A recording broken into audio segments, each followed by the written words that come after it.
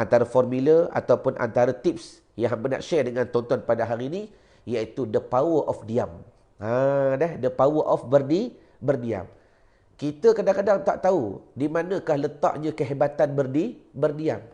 Sebagai contoh pada malam tadi, bila mana kita baca kitab, hamba menukilkan satu perkataan. Kata ulama, bila kita diam ni, orang tak tahu kita cerdik ke bodoh. Bila kita diam ni, orang tak tahu kita cerdik ke bodoh. Tetapi bila kita buka mulut, tiba-tiba fakta yang kita bawa tu ternyata salah, maka di situlah ternyata bodohnya kita.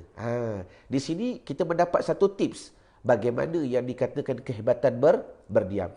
Jadi insya-Allah pada Ramadan pada kali ini, hamba nak berkongsi dengan tuan-tuan bagaimana dikatakan the power of diam itu boleh menghasilkan penghasilan yang begitu banyak, sama ada dari sudut zahiriyah atau dari sudut lahiriyah. Baik. Yang pertama sekali, sabda Nabi SAW, menarik hadis ni supaya kita boleh ambil manfaat dan supaya tuan-tuan boleh ambil contoh untuk mendesain kehidupan kita, apa yang aku nak buat dalam Ramadan pada kali ini.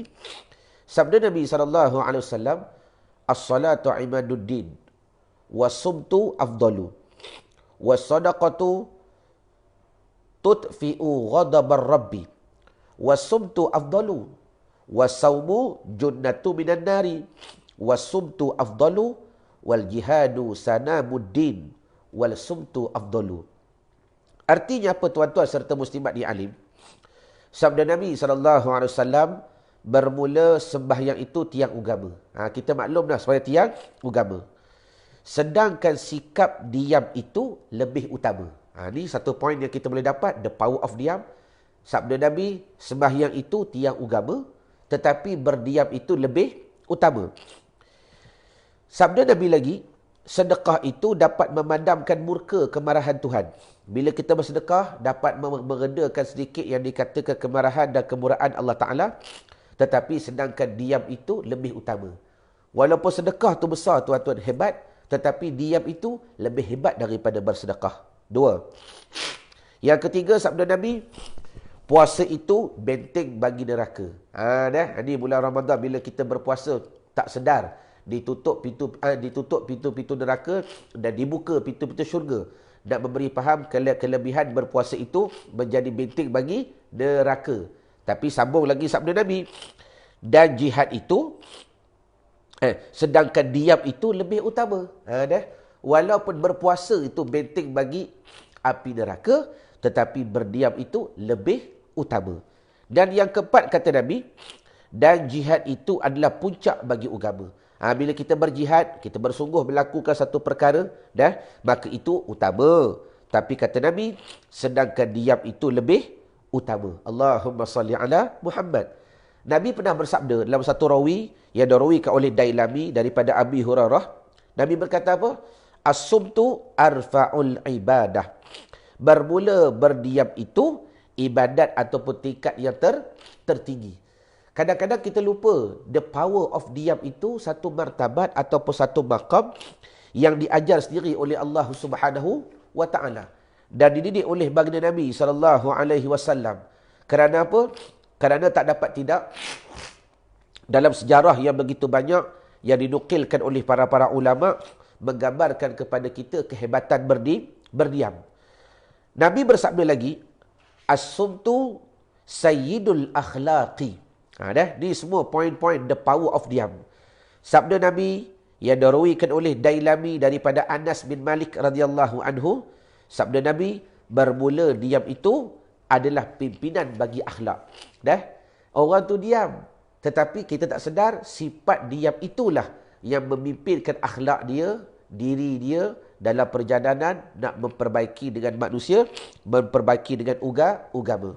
Hamba nak baca lagi hadis begitu banyak supaya kita mendapat hari ini penerangan daripada Nabi yang dikatakan the power of diam. Supaya kita boleh design, kita boleh tulis apa yang aku nak buat pada Ramadan kali ini. Nabi bersabda, sebuah hadis yang dirawikan daripada Abu Syekh, as-sumtu zainun lil alim wasitrun lil jahil.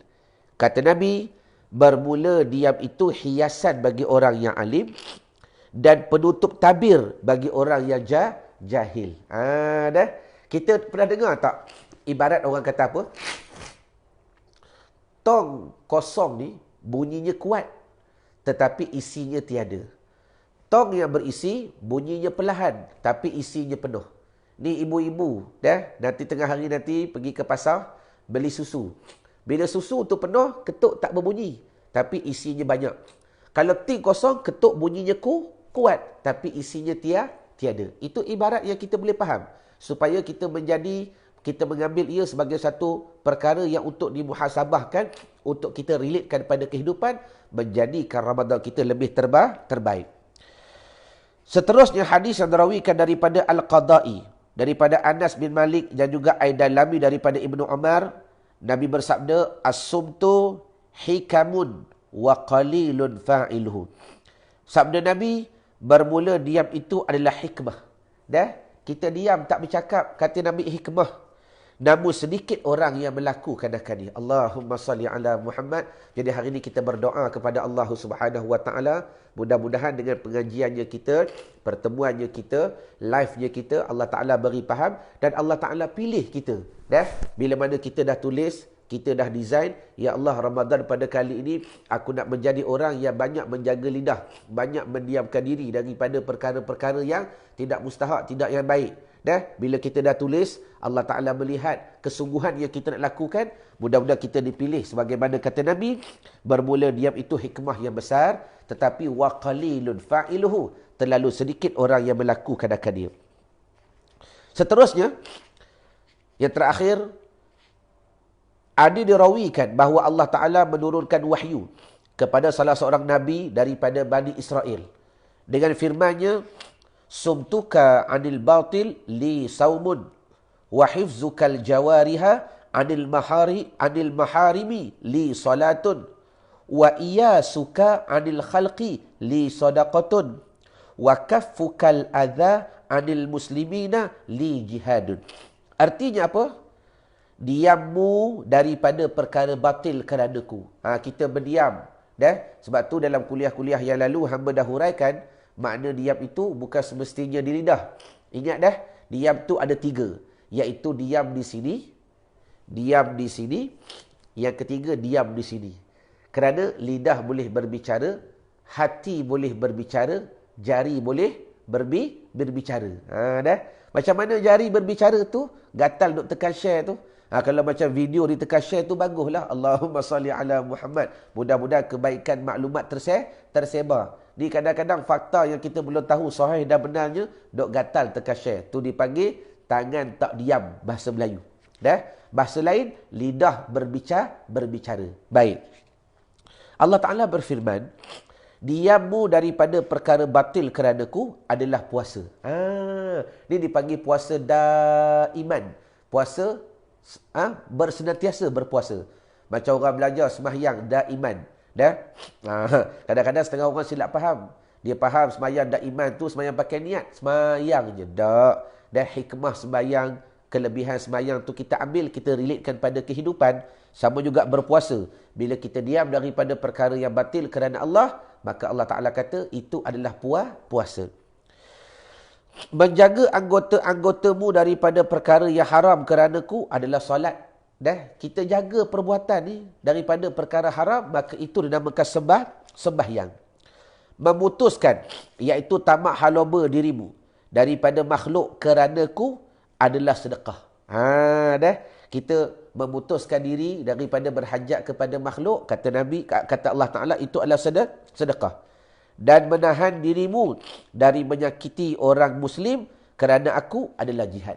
Kita sabar daripada melukakan hati orang lain, menyakiti hati orang lain, maka Allah Ta'ala kata itu adalah jihad yang paling besar. Sebagaimana sabda Nabi SAW, afdalul jihadi antu jahida nafsaka wa hawaka. Bermula jihad itu, bermula jihad yang terlebih afdal, iaitu berjihadnya kamu pada hawa kamu dan nafsunya kamu.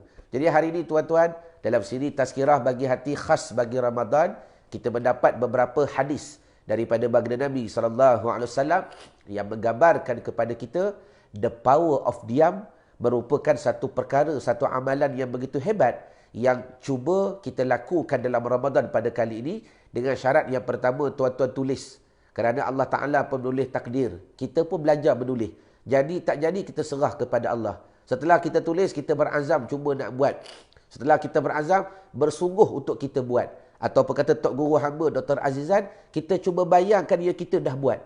Kita cuba bayang yang kita dah buat. Supaya kita dah capai target kepada apa yang kita nak.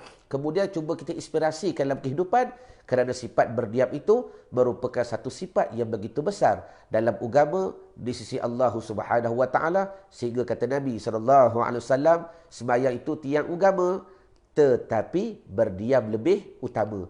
Bersedekah itu dapat mengurangkan kemarahan Allah, tapi berdiam itu lebih utama. Jadi begitulah tuan-tuan muslimin muslimat yang dirahmati Allah Ta'ala sekalian, dalam siri Tazkirah Bagi Hati pada pagi ini, yang mudah-mudahan kita terus menginspirasikan, menguatkan semangat diri kita untuk mencari jalan, mengeluarkan diri kita daripada kejahilan masuk kepada ilmu, agar peningkatan demi peningkatan kita lakukan, sama ada dari peningkatan duniawi ataupun ukhrawi. Jadi mudah-mudahan ayo bersama-sama kita berdoa kepada Allah Ta'ala. Asyhadu an la ilaha illallah, astaghfirullah, nas'alukal jannah, wa na'udzubika minan nar. Allahumma innaka afuwun tuhibbul afwa fa'fu anna. Ya mudah-mudahan ya Allah, apa yang kami bicarakan pada hari ini kau campakkan kepada hati kami faham.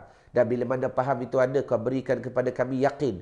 Dan bila yakin tu kuat, kau takdirkan kepada kami dengan pengamalan. Kau pilihlah kami sebagaimana kata Nabi, berdiam itu hebat, tetapi qalilun fa'iluhu, terlalu sedikit orang yang melakukan akan dia. Mudahan kami walaupun kami tak layak, kami termasuk dalam golongan yang sedikit yang dapat menjaga lidah, yang dapat memperbanyakkan berdiam diri, agar kami mendapat begitu banyak hikmah-hikmah yang besar dalam bulan Ramadan. Assalamualaikum warahmatullahi taala wabarakatuh. Wallahu a'lam.